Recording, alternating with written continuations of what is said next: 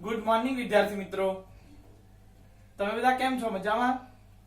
આપણે આ પૂર્વે ભારતના સાંસ્કૃતિક વારસા વિશે પાઠ 1 ભારતનો વારસો તેમાં આપણે આગળ ઘણું બધું ભણી ગયા, જેમાં તો સર્વપ્રથમ ભારતીય સંસ્કૃતિ અને વારસાની વ્યાખ્યા, ત્યારબાદ ભારતીય સાંસ્કૃતિક પ્રાકૃતિક વારસો, ત્યાર પછી સાંસ્કૃતિક પ્રાકૃતિક વારસાના વિકાસમાં ભારતીય પ્રજાઓ અને એ ભારતીય પ્રજાઓમાં નિગ્રેટો, અલ્પાઇન, ડિનારિક, મોંગોલાઇડ, એસ્ટોનોલાઇડ, આર્યો અને દ્રવિડો, આ બધા વિશે આપણે જાણકારી મેળવ્યા પછી આપણે સમગ્ર રીતે આપણા વારસાને ઓળખી લીધો છે અને હવે આજે આપણે ભણવાનું છે વારસાનું જતન અને સંરક્ષણ. વારસાનું જતન અને સંરક્ષણ એ ખૂબ અગત્યની વસ્તુ છે. કોઈ પણ દેશ કે રાજ્ય માટે વારસો અને તેનું જતન સંરક્ષણ કરવું અતિશય આવશ્યક હોય છે. એટલા માટે જ વારસાના જતન સંરક્ષણ ઉપર સવિશેષ ભાર આપણા બંધારણે મૂક્યો છે. બંધારણમાં ભારતીય વારસો એ ભારતને ભવ્ય બનાવે છે, માટે જ તેની સાચવણી કરવી આપણી પહેલી ફરજ બની જાય છે.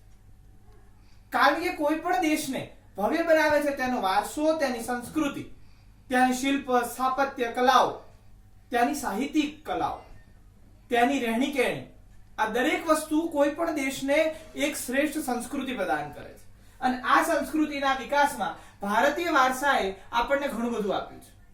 આથી તે વારસાનું જતન સંરક્ષણ કરવાની જવાબદારી દરેક નાગરિકની, દરેક ભારતીયની છે. આવું આપણું બંધારણ કહે છે, એ આપણી સર્વપ્રથમ ફરજ છે. આપણે જ્યારે હકો નક્કી કરીએ છીએ, જેમ આપણને હકો પ્રાપ્ત થયેલા છે, જેમ આપણને જાણવાનો અધિકાર મળેલો છે, જેવી રીતે આપણને બંધારણના ઘણા બધા આગળ તમે 6 અધિકારો ભણી ગયેલા છો. આપણને બધા જુદા જુદા ગ્રાહક સુરક્ષાનો અધિકાર, આપણને આરટીઈ જાણવાનો અધિકાર, રાઈટ ટુ એજ્યુકેશન, આવા બધા ઘણા બધા અધિકારો આપ્યા છે, હકો આપ્યા છે. એ જ રીતે આપણને ફરજો પાળવા માટે પણ બંધારણ સૂચવે છે. ભારતીય બંધારણ અનુચ્છેદ 51 ક માં નાગરિકની મૂળભૂત ફરજો દર્શાવેલી છે. ખાસ યાદ રાખજો વિદ્યાર્થી મિત્રો, વારંવાર પૂછાય છે કે ભારતીય બંધારણના અનુચ્છેદ 51 ક માં નાગરિકની મૂળભૂત ફરજો દર્શાવેલી છે. મૂળભૂત ફરજો ક્યાં દર્શાવેલી છે? તો કે 51 ક માં નાગરિકની મૂળભૂત ફરજો દર્શાવેલી છે અને તેમાં ચોખ્ખું સ્પષ્ટપણે કહેલું છે કે વારસાનું જતન સંરક્ષણ કરવું એ દરેક ભારતીય નાગરિકની પહેલી ફરજ છે. તેમાં પણ 6 Z T અર્થાત 6, 7 અને 9 માં દર્શાવ્યા મુજબ તેમાં દર્શાવ્યું છે કે સમન્વિત સંસ્કૃતિ અને વારસાને મેળવવાની, બરોબર, સમન્વિત સંસ્કૃતિ અને વારસાને મેળવવા તથા જાળવવાની સંસ્કૃતિ, આપણે આ જે સંસ્કૃતિ મળેલી છે, આપણને જે વારસો સમન્વિત એટલે આટલા વર્ષોથી જે ભેગો થયેલો સાંસ્કૃતિક વારસો છે, તેને જાળવવાનો અને તેને સાચવવાની જવાબદારી એ કોની છે? તો કે દરેક ભારતીયની છે. આવું 51 ક ના અનુચ્છેદ 6 માં કહેવામાં આવેલું છે. ત્યાર પછી જંગલો, તળાવો, નદીઓ, વન્ય પશુ પક્ષીઓ, કુદરતી પર્યાવરણને જાળવવા અને સુધારવા તે પ્રત્યે અનુકંપા રાખવાની ફરજ.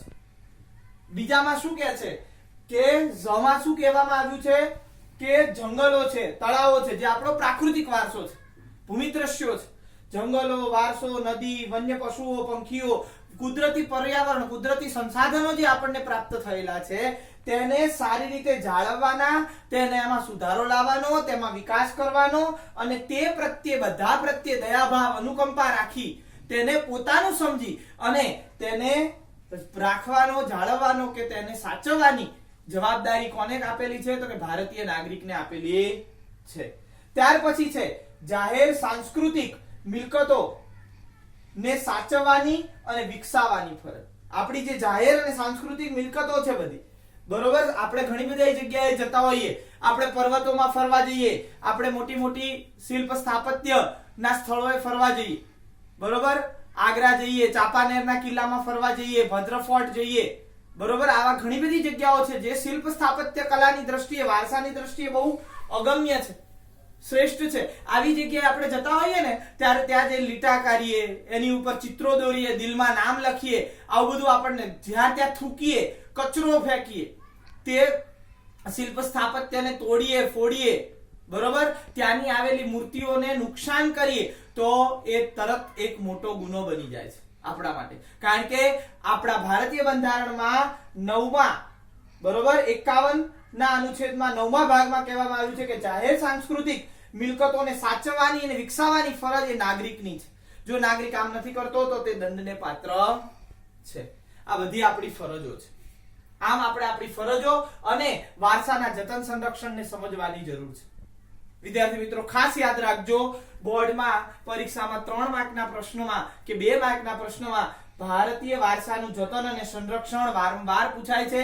યાદ રાખવાનું કયા અનુચ્છેદમાં, તો કે 51 ક માં.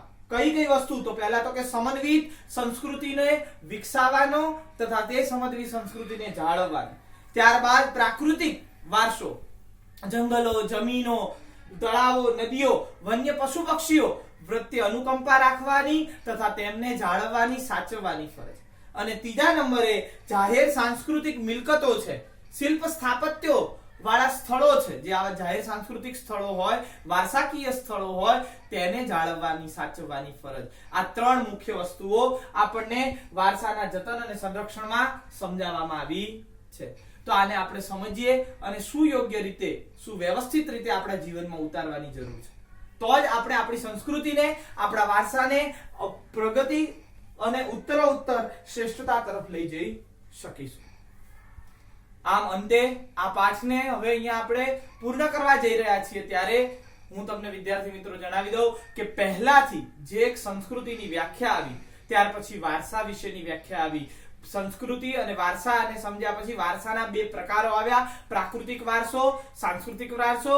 પ્રાકૃતિક વારસામાં ભૂમિ દ્રશ્યો, વન્ય જીવન, વનસ્પતિ જીવન, નદીઓ, તળાવો, જંગલો વિશે, બધા વિશે આપણે સમજ્યા. સાંસ્કૃતિક વારસામાં શિલ્પ સ્થાપત્ય, હસ્ત લલિત કળાઓ અને જે પ્રાગૈતિહાસિક કાલીન, પછી હાલમાં અત્યારે હડપ્પા કાલીનના સમયથી મળતા શિલ્પ સ્થાપત્યો, એ વિશેની માહિતી આપી હતી. અને ત્યાર પછી આપણે ગુજરાતના સાંસ્કૃતિક વારસામાં અશોકના શિલાલેખથી લઈ, બરોબર, અને છેક હાલના સુધીના બધા જ મેળાઓ, ઉત્સવો, સ્થાપત્ય શિલ્પના સ્થળો એ વિશે સમજ્યા. પછી આપણે જુદી જુદી પ્રજાઓ વિશે સમજ્યા, પ્રજાઓના ગુણધર્મો, તે લોકોના મુખ્ય લક્ષણો એ વિશે સમજ્યા. અને આજે આપણે તે વારસાને જતન કેવી રીતે કરવો, સાચવવો કેવી રીતે, તે સમજ્યા. આ સમગ્ર પાઠમાં આપણે આપણી જાતને એ કેળવવાની જરૂર છે કે આપણો ભારતીય વારસો એ ખૂબ ગર્વપૂર્ણ છે. એ ભારતીય વારસાને આપણે સદા સર્વદા અને હંમેશા માટે ઉત્તરોત્તર પ્રગતિ તરફ લઈ જવો જોઈએ. આપણે આપણા વારસાને, આપણી ભારતીય સંસ્કૃતિને ખૂબ સમજવાની જરૂર છે. કારણ કે તેના વગર આપણે આટલા વર્ષોથી, આજથી 5,500 વર્ષ પૂર્વેથી જે સંસ્કૃતિ લઈને ચાલ્યા છીએ તે આજ સુધી અવિરત એમ જળવાઈ છે. એ બધા પાછળ જળવાયું છે કારણ કે એ વારસાકીય રીતે એકબીજાએ તેને પાસ કરી છે, એકબીજાને સૌ સાચવીને આપી છે. એટલે આપણી પણ એક ફરજ બને છે કે આપણે પણ આવનારી પેઢીને આપણે સારામાં સારી સંસ્કૃતિ અને વારસો પ્રદાન કરીએ અને આપણા આ શ્રેષ્ઠ ઇતિહાસને સાચવી રાખીએ, તેમાં સદા ઉન્નતિ અને ઉજાસ ભરીએ. આમ આપણી ભારતીય સંસ્કૃતિ અને વારસામાં આપણે અનેક આયામો આ 10મા ધોરણમાં ભણવાના છે. નેક્સ્ટ પાઠમાં તમે હસ્તકળા, લલિત કળા, શિલ્પ કળા, સ્થાપત્ય કળા, માટી કલાઓ, બધી જે કલાઓ છે આપણે ત્યાં, ભરત ગૂંથણ, એ વિશે પણ તમે ભણશો. ત્યાર પછી સાહિત્યિક વસ્તુઓ, જે સાહિત્યની રચનાઓ કરવામાં આવી છે એ વિશે આપણે ભણીશું. ત્યાર પછી આપણે વૈજ્ઞાનિક અને રાસાયણિક વિજ્ઞાનમાં જે આપણે સિદ્ધિઓ હાંસલ કરી છે તેના વિશે ભણીશું. પછી આપણે સ્થાપત્યકીય સ્મારકો, સ્થાપત્ય કલામાં જે સિદ્ધિઓ હાંસલ કરી છે, તાજમહેલ વિશ્વની અજાયબી છે, બરોબર, એના વિશે ભણીશું. અને ત્યારબાદ આપણે આ વારસાને જતન સંરક્ષણ કેવી રીતે કરવું, આ વારસાનું મહત્વ કેવી રીતે કરવું તે સમજીશું. આમ 1 થી 7 પાઠમાં સમગ્ર ઇતિહાસમાં ભારતીય વારસા અને સંસ્કૃતિને આપણે કેવી રીતે જાળવવી, કેવી રીતે સમજવી તે વિશે તમને અહીંયા પૂર્ણ રીતે સમજાવવામાં આવશે. તમને આ પહેલા પાઠમાં ખૂબ ખબર પડી હશે અને તમે આ પહેલા પાઠમાં ખૂબ યોગ્ય રીતે જે સમજાવ્યું તે સમજ્યા હશો એવી આશા રાખું છું. અને આવી રીતે તમને અલગ અલગ વિષયોનું જ્ઞાન હું પીરસતો રહીશ.